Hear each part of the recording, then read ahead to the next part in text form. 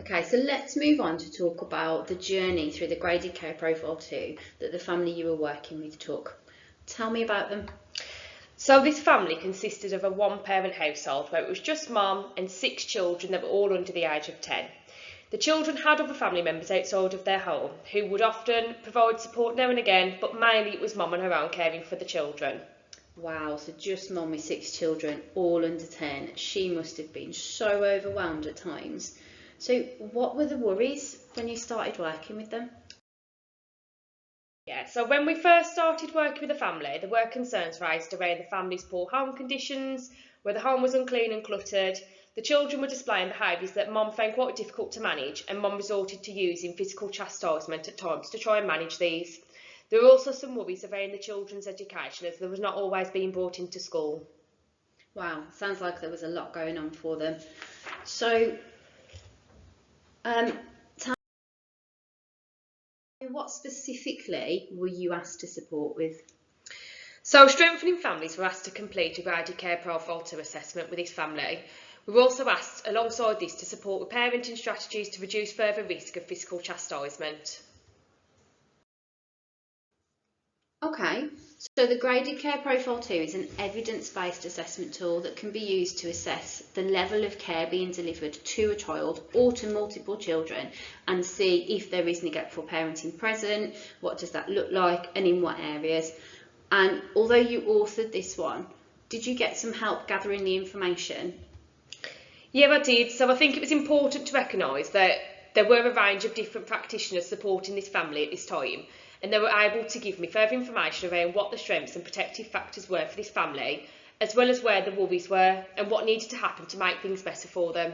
For example, education and health were able to provide me with information around the impact of the children not attending school or not attending their medical appointments, and what needed to happen to prevent the children experiencing further harm or impairment as a result of this. So sharing this information was a vital part of creating a robust plan around this family to reduce further impact of neglect.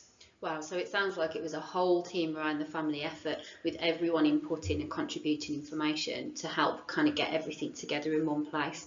I mean, that's how the GCP2 should be used. Although one person may be the author, it is up to everybody involved with that family to input into the assessment to make sure that it's holistic and that the information is right within the assessment window.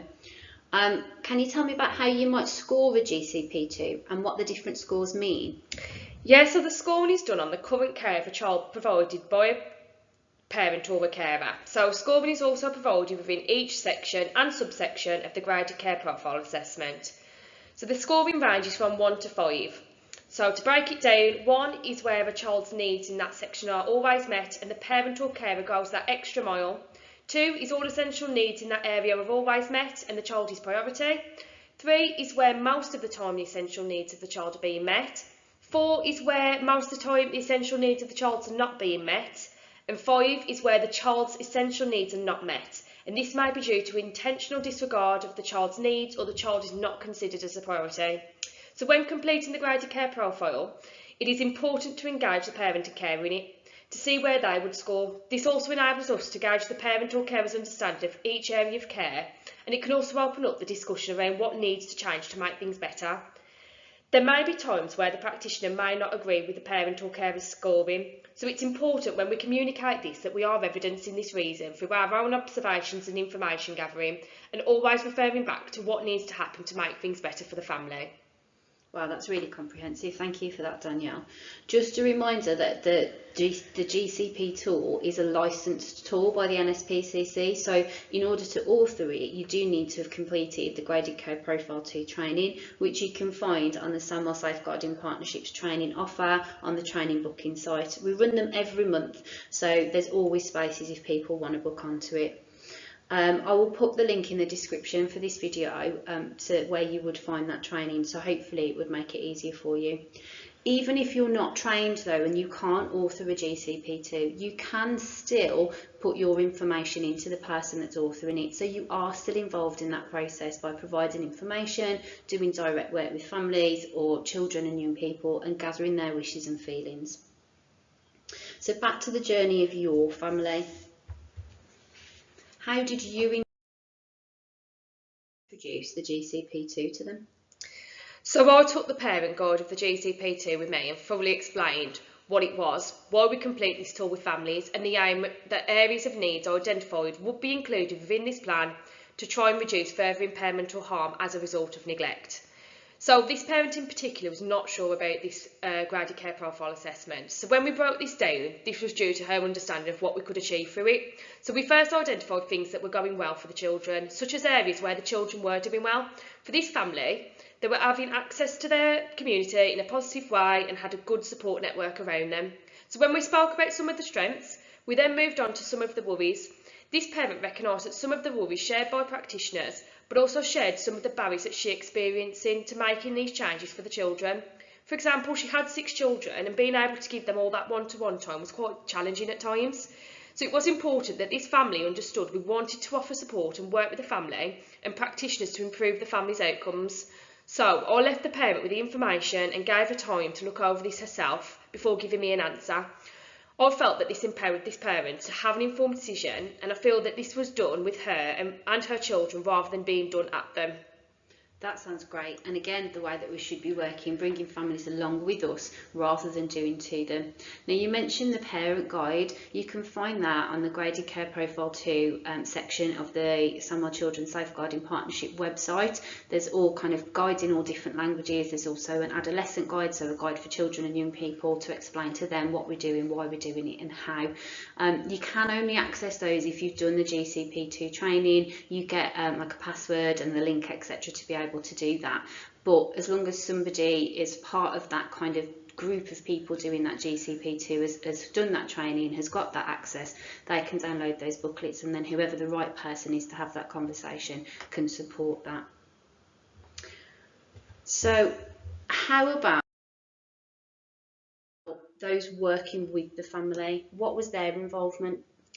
So as soon as we received consent to complete the GCP2 from the parents, I asked all practitioners and requested information to inform the tool. So this included what was going well for these children, as well as where there were worries and the impact of these worries on their overall wellbeing and development. I also asked for information around what support was being offered and how this could make a difference for this family. We also had regular core group meetings, so it was a good way of gathering and sharing information around the care being provided to the children, but also what needed to happen to make things positive and make positive changes for this family. Brilliant. So again, that's back to everybody working together for positive change for these children. So what was Mom's reaction? I mean, 6 kids, all under 10. I can imagine she had a lot going on and had assessments already if they were on child protection and you guys were attending core groups. It sounds like she's already had assessments in terms of her parenting, etc. So how did she respond to being involved with this? Well, I think what helped was that it was done with this mum, and I completed home visits to see the family, gained information through discussions with the children, discussion with the parents, the family, and through observations. I was quite mindful this family had a lot happening for them and didn't want this to feel like just another assessment. It was important that it was meaningful. There were times we had sessions just playing games with the children. Sometimes I'd visit mum when the older children were at school to check in and gain her views on how things were going, as well as engaging with the children to see how they were feeling and gaining their views. It was important that this was timely and had a time in mind to complete this by to ensure that the plan could be implemented without any drift and delay of needed support. That sounds amazing. So kind of a whole range of different work going on with just mum and the children, and just the children to make sure that everybody was involved with that. So we've got some pictures on this slide now. Can you tell me a little bit about those? What were they? What did you do with them? Yeah, so these are the kids' needs cards. So these are cards that can be used for parents or carers to explore what they feel children need, maybe some of the time, most of the time, or maybe not at all. This was a good activity to complete, as this helped me understand what Mum's main parenting values were and better understand her views on these. And it also opened up discussion around Mum's own parenting and what she had experienced growing up. That gave me insight into some of the ways Mum may parent her own children. It also developed discussion around if there were areas where Mum identified a care need, where she felt this was needed most of the time, but only provided some of the time. And actually, why was this? Fab. So it sounds like they were a really good tool to aid discussion around the current parenting of her own children, but also help Mum to reflect on some of the examples she was given around how to be a parent from her own parenting experience. Sounds like a great activity. Yeah, So what happened next? So we started to recognise that some positive changes have been made for the family. We identified further support that the children and mum could access as part of a team around the family, and that could reduce the impact of neglect. We recognised that some positive changes were being made in the home, such as mum changing and decorating the children's home and bedrooms to make them more age appropriate for the children. We noticed the children accessing education and the resources within their school for their needs. Mum also reflected on what changes she felt she needed to make within herself to make things better, such as mental health and wellbeing support. We also saw as well the family were really stepping up around the family. So people like maternal aunt were coming on board, maternal nan were coming on board, and that really helped mum with managing the children's needs. Wow, brilliant. So by working with mum and her relationships with those around her, it meant that she got extra support from her kind of wider family as well, which must have benefited the children greatly. So did you get any feedback from mum once things started to change with the family? Yeah, so I did actually receive a text from mum to thank me for enabling her to open up, and she was glad that I supported her to do that. So this was great to hear, as we know that mum could bottle up her worries, which could make it difficult to offer the family the right level of support they needed at times. But it was nice to hear that mum felt that it was best for her to open up, and that enabled her to make changes. Brilliant. So I'm going to read that message out because it's on the screen in front of me for anyone that's kind of listening rather than watching. It just says, thank you for getting me to open up. It's hard, but somehow you've managed to get me to, and I'm happy.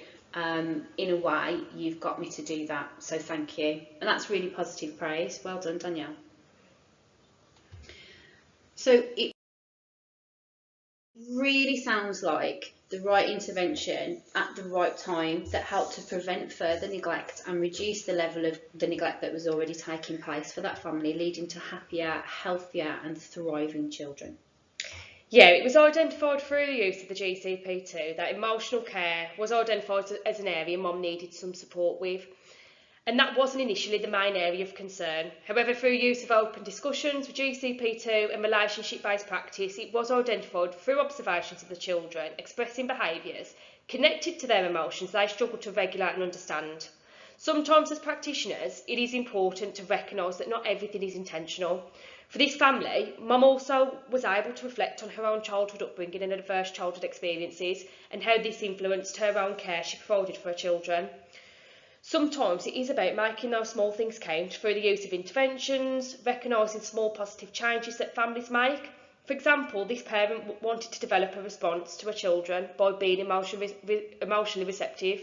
Therefore, we focused on building small steps and creating a foundation to demonstrate emotional warmth and develop this approach to improve emotional care and acceptance that the children received.